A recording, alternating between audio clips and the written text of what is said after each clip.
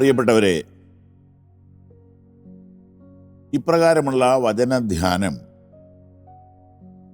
ആരംഭിച്ച കാലങ്ങളിൽ എളിയവൻ്റെ ഹൃദയത്തിൽ ദൈവം തന്ന ഒരു വാക്യമാണ് ഇന്നത്തെ ധ്യാനത്തിലേക്ക് വരുന്നത്.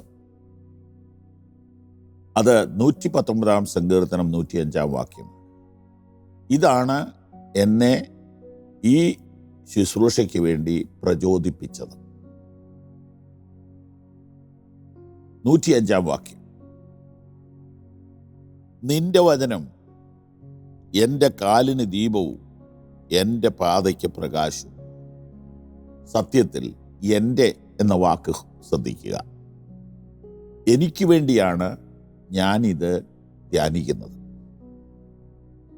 എനിക്ക് വേണ്ടിയാണ് ഞാനിത് പ്രസംഗിക്കുന്നത്, എനിക്ക് വേണ്ടിയാണ് ഞാനിത് പഠിപ്പിക്കുന്നത്.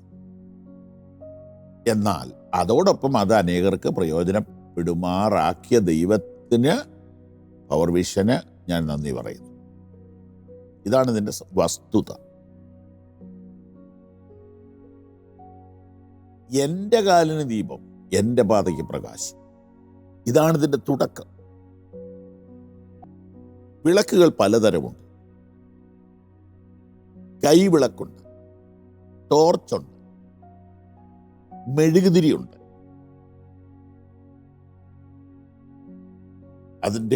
അതിൻ്റെയൊക്കെ കാലം പോയിട്ട് ഇപ്പോൾ ട്യൂബ് ലൈറ്റും വലിയ ലൈറ്റുകളും വന്നു. സൂര്യപ്രകാശമുണ്ട്, പലതരം പ്രകാശങ്ങളും. ഇതെല്ലാം പുറം കണ്ണുകൾക്ക് ഉപയോഗിക്കുമ്പോൾ അകം കണ്ണുകൾക്ക് വെട്ടം വേണ്ടേ? അകം കണ്ണുകൾക്ക് വെട്ടം കൊടുക്കുന്ന ദൈവവചനത്തെക്കുറിച്ചാണ് ഈ കൊച്ചു കൊച്ചു ധ്യാനങ്ങളിലൂടെ ഞങ്ങൾ പങ്കുവയ്ക്കുന്നത്. ഇത് സ്ഥിരമായിട്ട് ധ്യാനിക്കുന്ന ഒരാൾക്ക് ഉള്ളിൽ വെട്ടമുണ്ടാവും. ഉള്ളിൽ വെട്ടമുണ്ടെങ്കിൽ ഡിസിഷൻ മേക്കിംഗ് അഥവാ തീരുമാനമെടുക്കൽ ബുദ്ധിമുട്ടില്ലാതെ സാധിക്കും. പല കുട്ടികളുടെയും വിവാഹ വിഷയത്തിലും വിദ്യാഭ്യാസ വിഷയത്തിലും പഠന വിഷയത്തിലുമൊക്കെ ഞാൻ പ്രാർത്ഥിക്കുകയും ആലോചന പറഞ്ഞു കൊടുക്കുകയും ചെയ്യാറുണ്ട്. പക്ഷേ നമുക്ക് ആരുടെയും കൂടെ പോയി ഓരോ ദിവസവുമുള്ള തീരുമാനങ്ങളിൽ സഹായിക്കാൻ പറ്റുമോ? ഒരു ദിവസത്തിൽ തന്നെ 10-12 തീരുമാനങ്ങൾ നമ്മൾ എടുക്കും. ആര് സഹായിക്കും? ഉള്ളിൽ വചന വെട്ടമുള്ളവർക്ക്. തീരുമാനമെടുക്കാൻ നേരത്ത് ഒരു ലൈറ്റ് കിട്ടും. നിങ്ങളൊരു ജംഗ്ഷനിൽ കിടക്കുകയാണെങ്കിൽ, കാറിൽ കിടക്കുകയാണെങ്കിൽ, ആരും നിങ്ങളോട് നിൽക്കാനും പറയില്ല, പോകാനും പറയില്ല. പക്ഷെ അവിടെ ഒരു ലൈറ്റ് തെളിയും. മഞ്ഞ ലൈറ്റ് കത്തുമ്പോൾ വിവരമുള്ളവർ പതുക്കെ വണ്ടിയെടുത്ത് തുടങ്ങും. ഉടൻ തന്നെ പച്ച വരുമെന്നാണ് അതിൻ്റെ അർത്ഥം. വീണ്ടും മഞ്ഞ കത്തുമ്പോൾ അതിൻ്റെ അർത്ഥം റെഡ് വരുന്നു എന്നാണ്. അപ്പൊ റെഡിന് മുമ്പ് മഞ്ഞയുണ്ട്, റെഡിന് ശേഷവും മഞ്ഞയുണ്ട്. മഞ്ഞ നമ്മോട് പറയുന്നത് സ്ലോ എന്നാണ്, പച്ച നമ്മളോട് പറയുന്നത് ഗോ എന്നാണ്, റെഡ് നമ്മളോട് പറയുന്നത് സ്റ്റോപ്പ് എന്നാണ്. ദീപവും പ്രകാശവും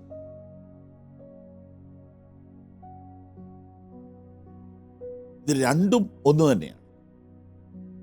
പക്ഷെ ദീപമെല്ലാം പ്രകാശം തരുന്നില്ല.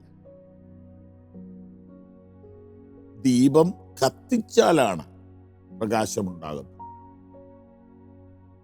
കത്തിക്കണമെങ്കിൽ ദീപം വേണം. ദീപത്തിലോട്ടാണ് തീ വരുന്നത്.